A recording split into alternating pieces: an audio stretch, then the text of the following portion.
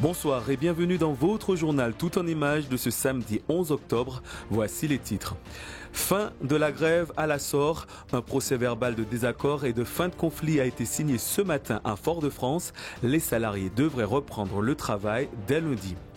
Sébastien Lecornu nommé de nouveau Premier ministre, une décision surprise de l'Élysée qui fait débat.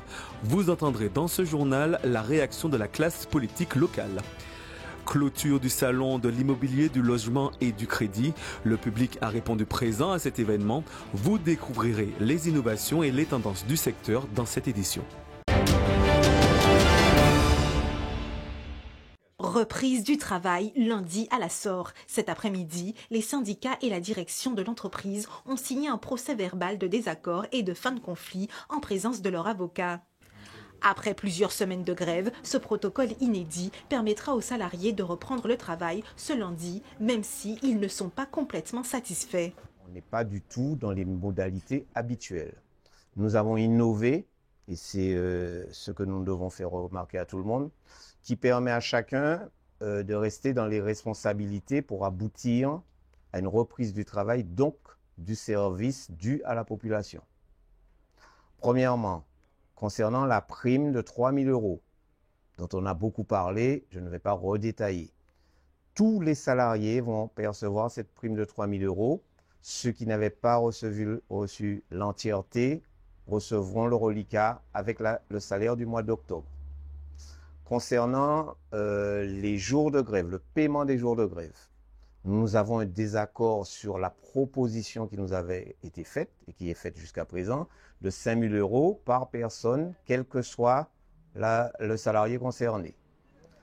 Nous avons pris acte de notre désaccord entre l'employeur et les organisations syndicales. Néanmoins, l'employeur, sans avoir à signer un accord avec nous, a la possibilité de verser ces 5 000 €. Il le fera avec le salaire du mois d'octobre. La direction de la SOR a été surprise par notre proposition de règlement de la situation. Elle a été surprise parce qu'elle n'avait pas l'habitude, mais en Martinique, on a démontré qu'on est capable d'innover. Et on a innové dans le sens de la responsabilité martiniquaise pour que les Martiniquais soient capables de régler des problèmes martiniquais en Martinique. On n'a pas tout gagné, on n'a pas tout perdu. Chacun peut dire aujourd'hui que l'intérêt supérieur des Martiniquais, et notamment de tous ceux qui attendent de l'eau au robinet, a prévalu. À noter que la direction n'a pas souhaité s'exprimer à notre micro.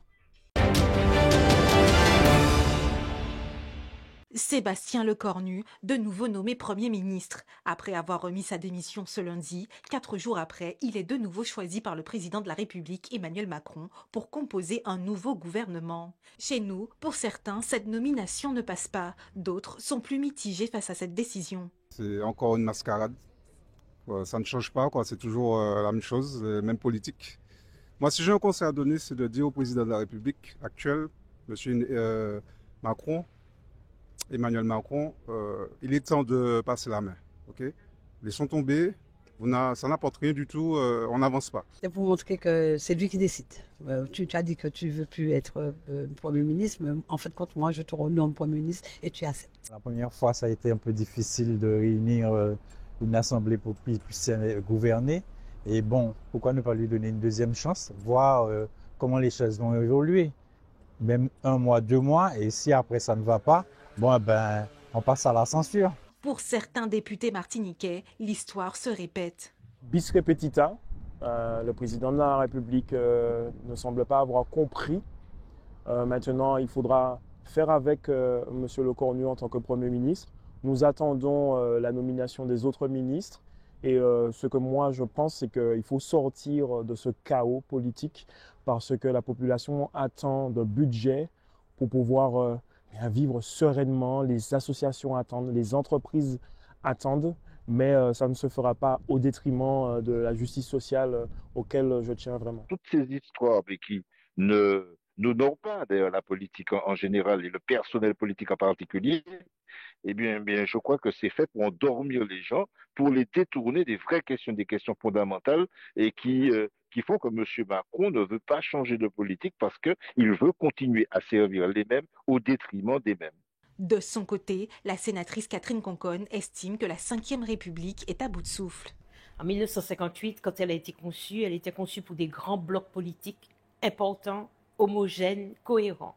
Aujourd'hui, on est passé d'une poignée de groupes politiques à 12 groupes politiques, avec tout ce que ça comporte, et en particulier une absence chronique de majorité. Personne n'a remporté individuellement, en tout cas au nom de leur groupe, les dernières élections législatives. Comment trouver une majorité dans un tel contexte, dans une telle ambiance? C'est ça l'équation du moment. Et on va changer de Premier ministre, y compris de président, si on ne résout pas cette nouvelle configuration du paysage politique français avec cette atomisation de groupes politiques. On va revenir systématiquement aux mêmes problèmes et aux mêmes conséquences. De retour à Matignon, le Premier ministre devra constituer un nouveau gouvernement au plus vite.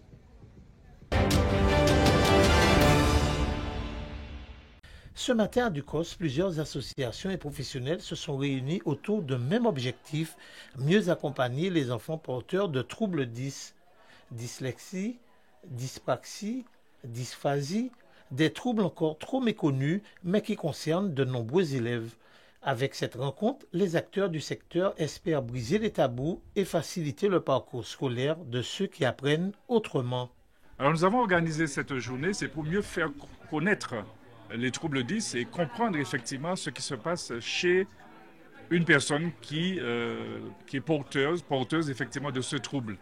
Voyez, donc c'est pour mieux sensibiliser effectivement le public, d'une part, et puis d'autre part, permettre aussi à des professionnels de rencontrer d'autres professionnels, puisque nous avons des stands, comme par exemple ergothérapeutes, graphothérapeutes, etc., psychologues, voilà. Et puis nous avons aussi d'autres acteurs, comme par exemple Casa Jeux, qui propose des jeux adaptés pour les enfants qui ont des problématiques 10. Les difficultés qu'ils peuvent rencontrer, c'est surtout le fait qu'ils n'ont pas toujours au bon moment les professionnels. Des professionnels qui leur permettent justement de mettre en place des stratégies, comme par exemple les orthophonistes qui sont spécialistes dans le diagnostic de la dysorthographie, de la dyslexie, etc., la dysphasie. Et nous avons une pénurie d'orthophonistes. La liste d'attente avoisine effectivement les 2 ans. Vous voyez?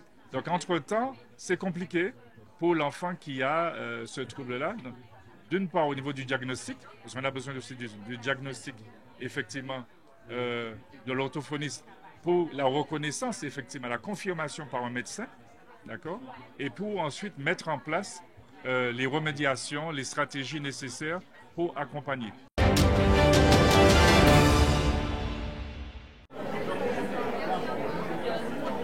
Acheter, construire ou rénover. Le Salon de l'immobilier, du logement et du crédit fête ce week-end sa 20e édition au Palais des Congrès de Madiana. Une trentaine d'exposants réunis pendant 2 jours pour faire le point sur les aides, les financements et les projets à venir. Dans les allées, des visiteurs comme Pearl Anne viennent chercher des réponses concrètes à leurs questions. Je suis venue aujourd'hui pour prendre des renseignements, pour voir les différents exposants pour un futur projet de construction. Le prix au mètre carré augmente chaque année, donc du coup, oui, c'est vraiment un frein. Et on essaye de quand même trouver la petite opportunité qui permettrait qu'on soit enfin propriétaire. De la conception à la remise des clés, le salon réunit tous les acteurs du secteur. Banques, promoteurs et experts juridiques accueillent le public avec un objectif: rendre l'immobilier plus accessible. Les Martiniquais sont intéressés par des projets de construction pour de la vie individuelle, c'est-à-dire pour leur famille.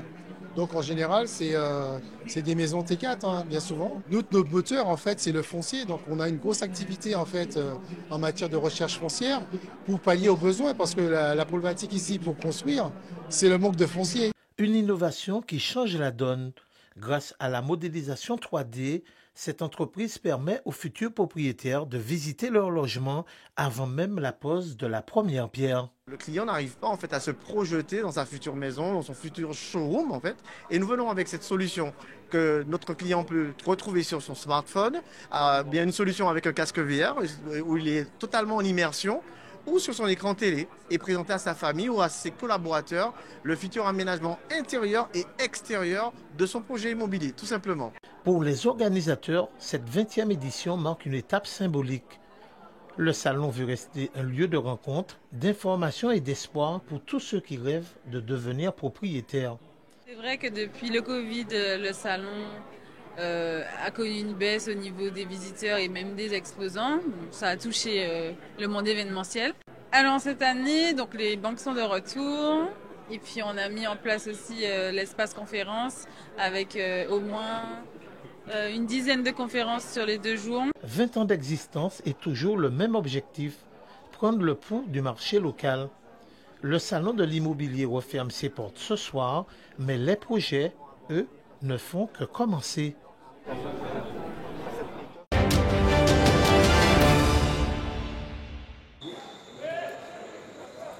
En football, la 4e journée du championnat de Régional 1 s'est ouverte hier soir par 3 rencontres dans l'opposition entre l'Aiglon, avant-dernier du championnat, et le leader, le Club Colonial. Dès les premières minutes, les clubistes mettent le pied sur le ballon et se procurent des occasions. Mais soit la défense lamentinoise fait bonne garde, soit le portier Corey-Jeanne Rose se met en évidence. Mais suite à une faute dans la surface, les Fouillalais obtiennent un pénalty. Il est transformé par Brian Auriol. On joue la 25e minute. Et si les Lamentinois tentent de réagir, à la pause, le score est 2-0. Au retour des vestiaires, les hommes de Charles Bonix poursuivent sur leur lancée et se montrent dangereux, mais ils ne se mettent pas à l'abri. Et à la 70e minute, les Lamentinois égalisent par Jonah Guillaumet.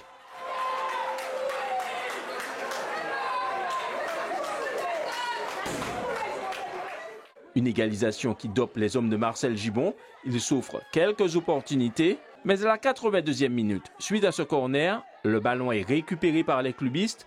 Le centre n'est que freiné par le portier lamentinois sur la tête d'Andy Cizran. Le club colonial mène 2-1. Et si l'Aiglon a l'opportunité de revenir au score, le portier clubiste permet à ses partenaires de remporter le match sur le score de 2-1. On a eu 2-3 grosses occasions en premier temps, on n'a pas su mettre au fond. On arrive à inscrire un penalty, mais ils sont tout près de nous, donc ils espèrent. Effectivement, sur une demi-occasion chez eux, ils arrivent à revenir. Mais derrière, je crois que la ténacité, le travail nous a permis de faire le deuxième. Il y a 2 matchs qu'on montre qu'il y a un large progrès.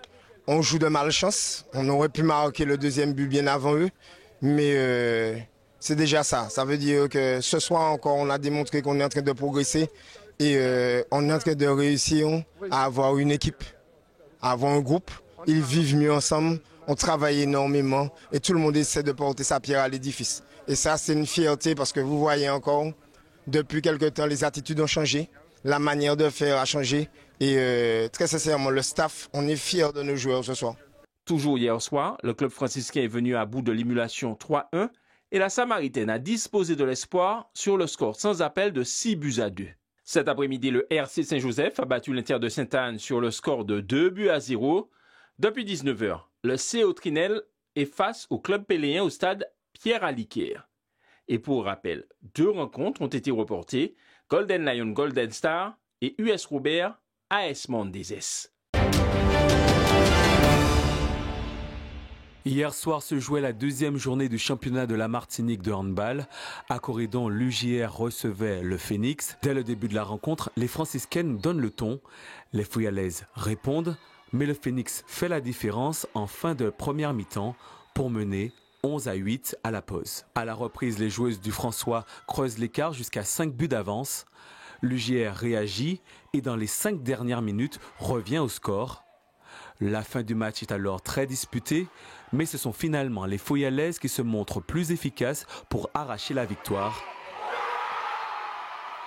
L'UJR s'impose 22-21. Il y a vraiment beaucoup de regrets. Pour nous, c'est un match gagné, mais bon, on va retenir la prestation qui était meilleure que le match précédent. On va se dire qu'on monte en puissance. Donc, on attend la suite et les échéances à venir vont confirmer nos dires. Victoire difficile, mais je veux quand même féliciter les deux équipes au départ, parce que pour avoir un beau match, il faut avoir deux équipes sur le terrain. Donc, il y a eu deux belles équipes. Victoire difficile, hein, parce qu'en face, elles étaient prêtes. On était prêts aussi. On s'est fait un petit peu surprendre en première mi-temps. Après, on a remotivé un petit peu les troupes. On a remis quelques bases tactiques en place et on a trouvé un petit peu la parade pour revenir et ensuite passer devant dans le match. Chez les hommes, la rencontre entre l'UJR et le Phénix s'annonçait tout aussi indécise. Dès le coup d'envoi, les franciscains affichent leur détermination, tandis que les Feuillalais tentent de résister. Le Phénix prend rapidement les devants et mène 14-9 à la mi-temps. En seconde période, le Phénix tente de maintenir le cap, mais les Feuillalais refont progressivement le retard, égalisent puis prennent l'avantage à 4 minutes de la fin. Les franciscains ne lâchent rien et arrachent l'égalisation dans la dernière minute. Score final, 23 partout. Si on regarde le match dès le début, on peut se dire « Oh, c'est bizarre, pourquoi le Phénix n'a pas remporté le match ?» Pour moi, ce soir, le Phénix a joué comme avec ses moyens. Aujourd'hui, on a beaucoup de blessés, on a des gars du pôle qui sont un peu fatigués. Donc, c'était un petit peu normal ce genre de... Par contre, j'avais insisté sur le premier quart d'heure, il fallait mettre du rythme pour essayer d'oublier tous ces mots qu'on a. Donc, non, pour moi, c'est dans l'ensemble, c'était un bon petit match. Je crois qu'on n'a pas joué à notre niveau en première mi-temps. On a raté beaucoup de duels tireurs. On n'avait aucune intensité, que ce soit dans la montée de balle ou que ce soit dans le secteur défensif. Maintenant, à la mi-temps, on s'est dit les choses. On est revenu dans le match, on aurait pu le gagner, mais des erreurs de concentration, discussion avec l'arbitre, on prend des 2 minutes qui nous coûtent cher. Donc maintenant, c'est à nous de remettre en place un certain nombre de choses dans la rigueur, okay, et puis pouvoir jouer à un moment donné à notre niveau. Parmi les autres résultats de cette deuxième journée, chez les femmes, l'Arsenal s'impose face au Sporting, 43-14. Victoire de l'Entente Meg face au Club Sport, 29-22. Chez les hommes, le Club Sport a battu la Gauloise, 35-34. Suite et fin de cette deuxième journée de championnat ce soir. Chez les femmes, réveil sportif HBC Pilotin à 19h30 au Gros Morne. Chez les hommes, depuis 18h se joue à Corridon le match Espoir de Floréal FR Roche-Carré. Et à 21h au Gros Morne, le réveil sportif reçoit l'USC Citron.